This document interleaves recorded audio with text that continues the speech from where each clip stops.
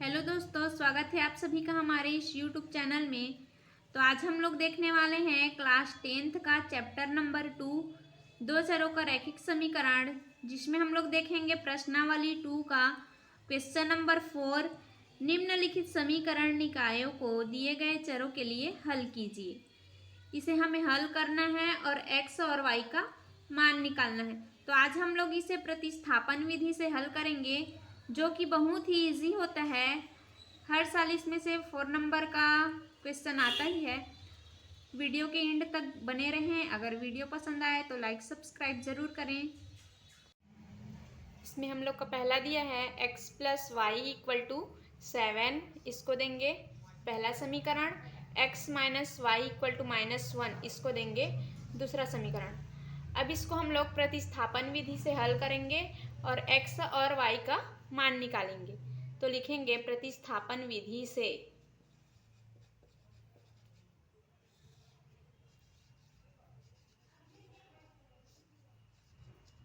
प्रतिस्थापन विधि से कैसे हल करते हैं हम लोग?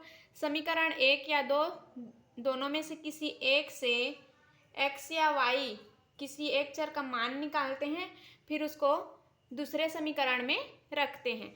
तो हम लोग यहाँ पे समीकरण 1 से x का मान निकालेंगे।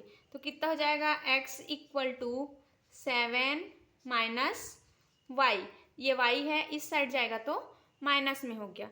अब इस x के मान को हम लोग समीकरण 2 में रखेंगे। समीकरण 2 से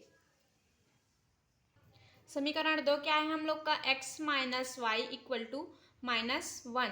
तो ये x के जगह क्या रखना है हमें? 7 माइनस वाई। तो 7 माइनस वाई है इक्वल टू -1। अब यहाँ से हम लोग देखेंगे 7 माइनस वाई और माइनस वाई कितना होगा हम लोग का? -2y equal to -1। अब इस 7 को इस साइड पक्षांतर करेंगे तो ये हो जाएगा हम लोग का -2y इक्वल टू -1 -7। तो -2y इक्वल टू कितना प्राप्त हो हम लोग को? -1 और -7 करेंगे तो -8। अब यहाँ से हम लोग y का मान निकालेंगे। तो y इक्वल टू कितना हो जाएगा? इस 2 को इस साइड पक्षांतर करेंगे, इधर इनटू में है, इधर डिवाइड में हो जाएगा। तो -8/-2। तो यहाँ से y इक्वल टू कितना प्राप्त होगा हम लोग को? 4। माइनस माइनस का प्लस और 2 1 जा 2, 2 4 जा 8। अब इस y के मान को हम लोग समीकरण 1 या 2 दोनों में से किसी एक में रखेंगे और x का मान निकालेंगे। तो हम लोग यहाँ पे समीकरण 1 में y का मान रखेंगे। तो आइए रखते हैं समीकरण 1 में y इक्वल टू 4 रखने पर समीकरण 1 क्या है हम लोग का? x plus y equal to 7। इस y के जगह पे हम लोग 4 रखेंगे तो हम लोग का क्या हो जाएगा? x प्लस 4 इक्वल टू 7। अब यहाँ से हम लोग x का मान निकालेंगे। x इक्वल टू कितना हो जाएगा? 7 माइनस 4। तो x इक्वल टू 3 प्राप्त हुआ। अब यहाँ से हमें x इक्वल टू 3 और y इक्वल टू 4 प्राप्त हुआ। ये इसका आंसर है।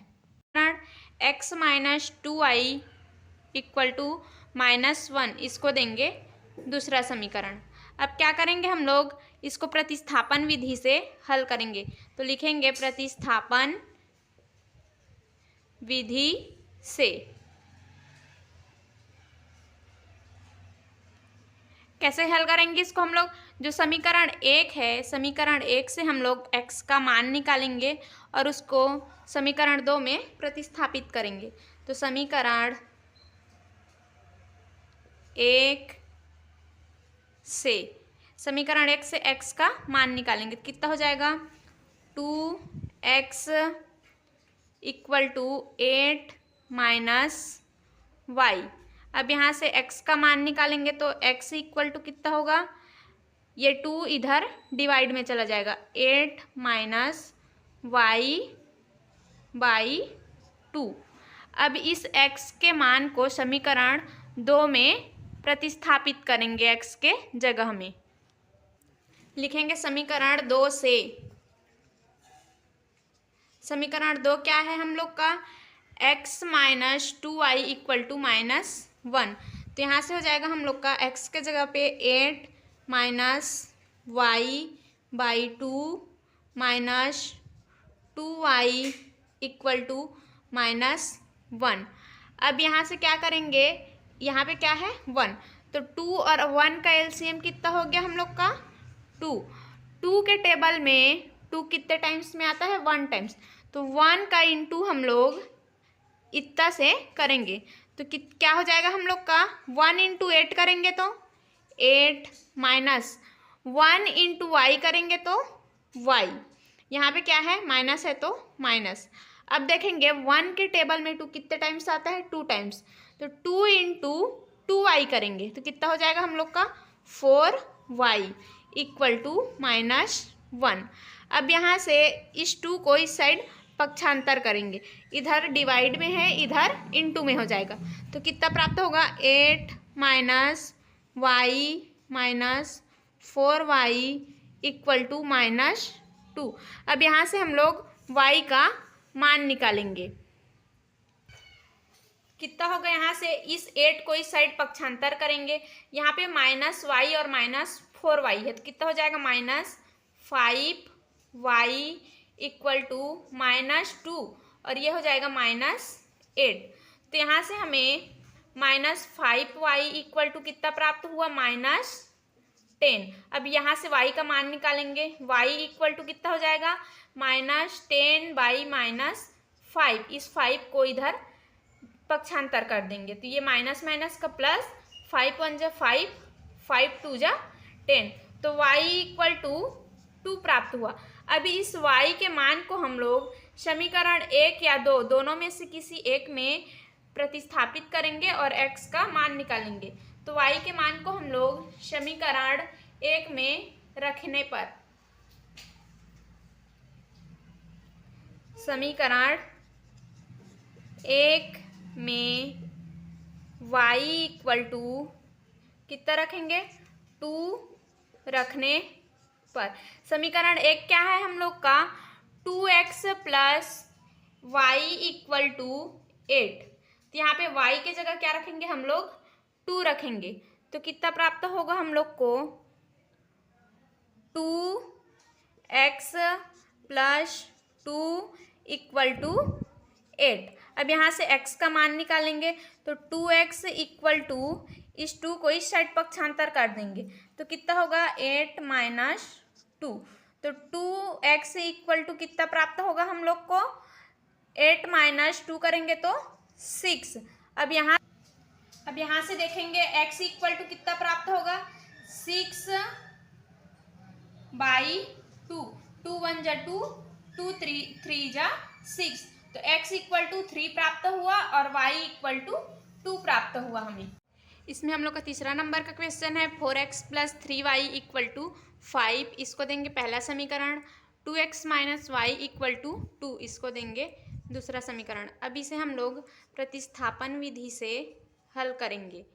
प्रतिस्थापन विधि से कैसे हल करते हैं हम लोग, समीकरण 1 से x या y का मान निकालते हैं और उसको समीकरण 2 में प्रतिस्थापित करते हैं। तो समीकरण 1 से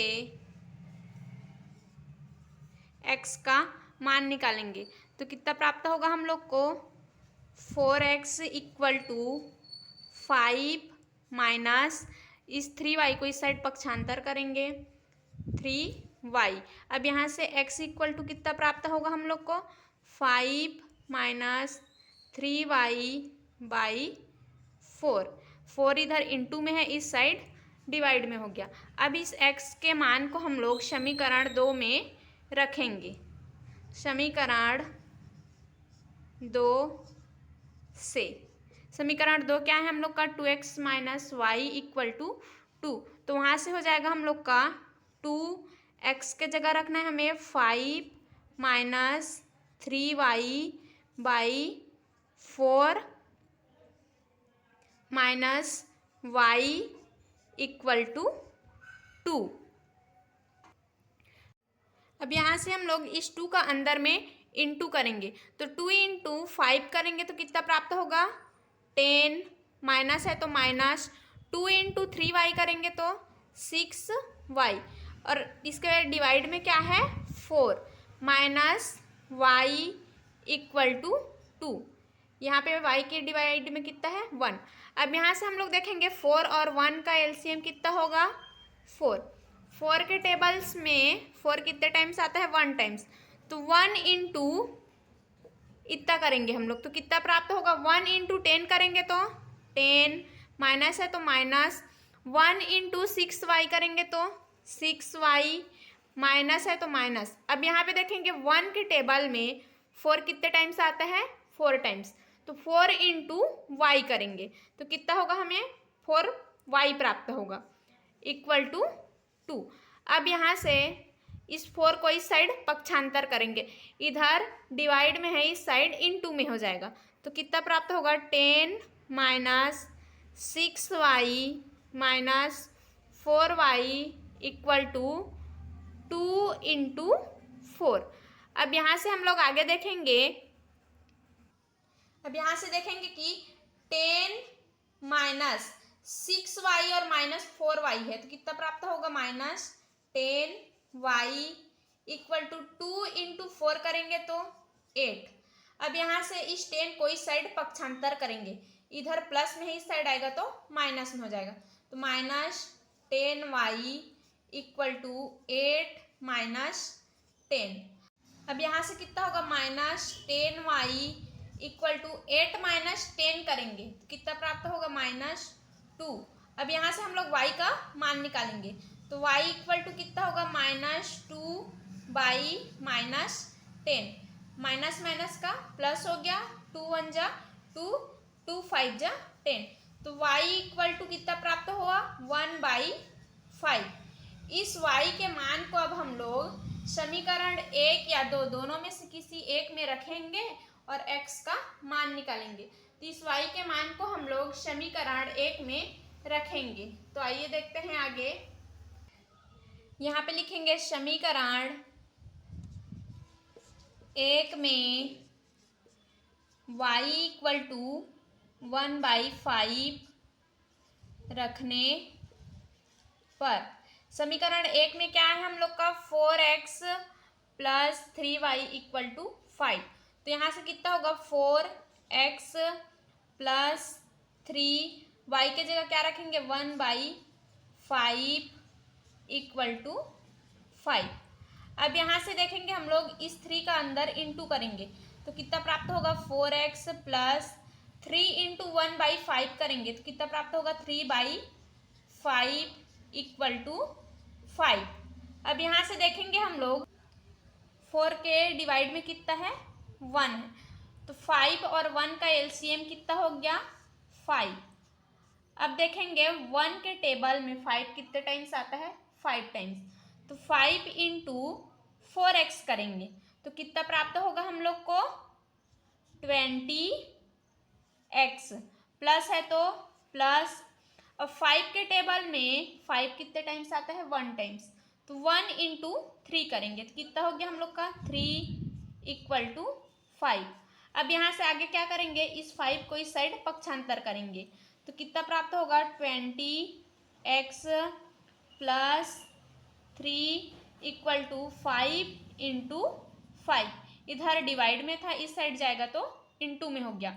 अब यहाँ से हमें 20x plus 3 equal to 5 into 5 करेंगे तो 25।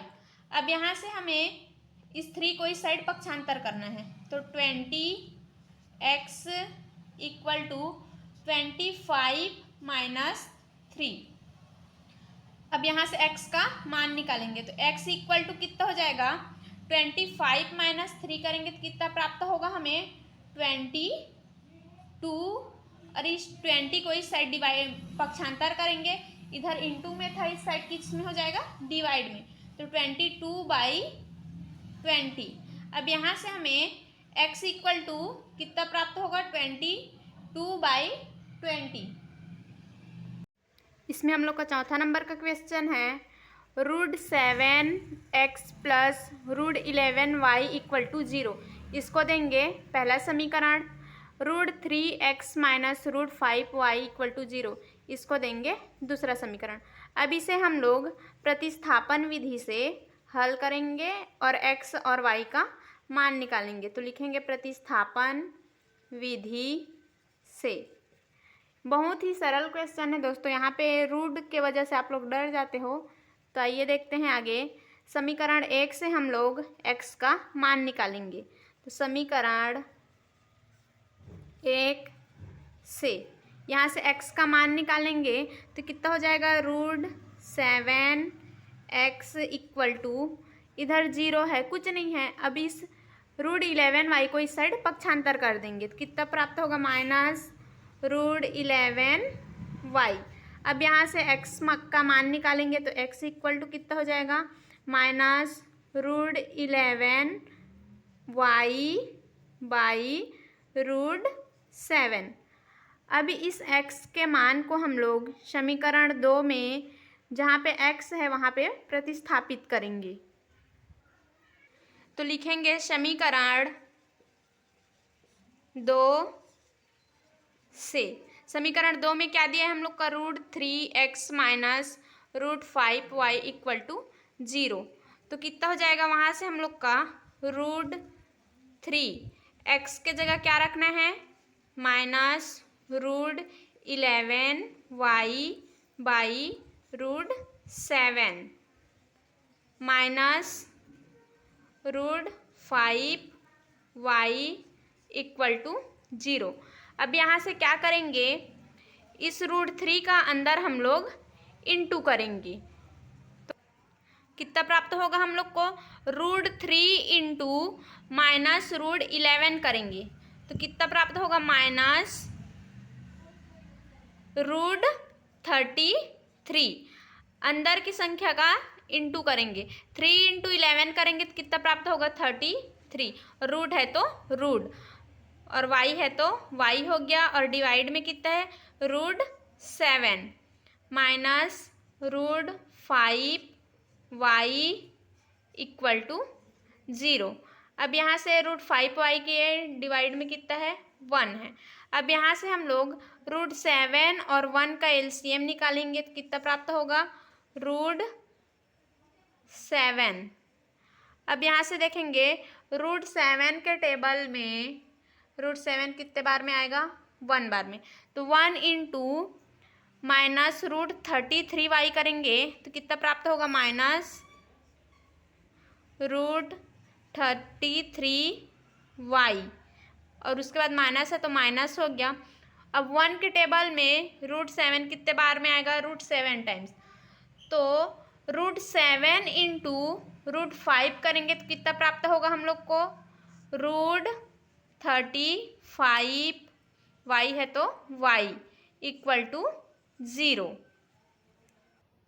अब यहाँ से आगे क्या करेंगे, इस √7 को इस साइड पक्षांतर करेंगे। अब इधर भाग में इस साइड है, इस साइड जाएगा तो किसमें हो जाएगा, गुणा में। तो इस गुणा में क्या है, 0। अगर हम लोग किसी भी संख्या को 0 से गुणा करते हैं तो कितना प्राप्त होता है, हमें 0 प्राप्त होता है। तो यहाँ पे कितना हो जाएगा, -√33y minus √35y equal to 0। अब यहाँ से क्या करेंगे हम लोग, y दोनों में है तो y को कॉमन निकालेंगे तो यहाँ पे कितना बचेगा, -√33 और यहाँ पे कितना बचेगा, -√35।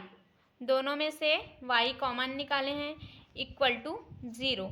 अब यहाँ पे हमें y का मान चाहिए तो इतना को इस साइड पक्षांतर करेंगे, इधर इंटू में है, इस साइड आएगा तो डिवाइड में हो जाएगा, और 0 के डिवाइड में है तो कितना प्राप्त होगा, हमें 0 ही प्राप्त होगा, y इक्वल टू 0 हो गया।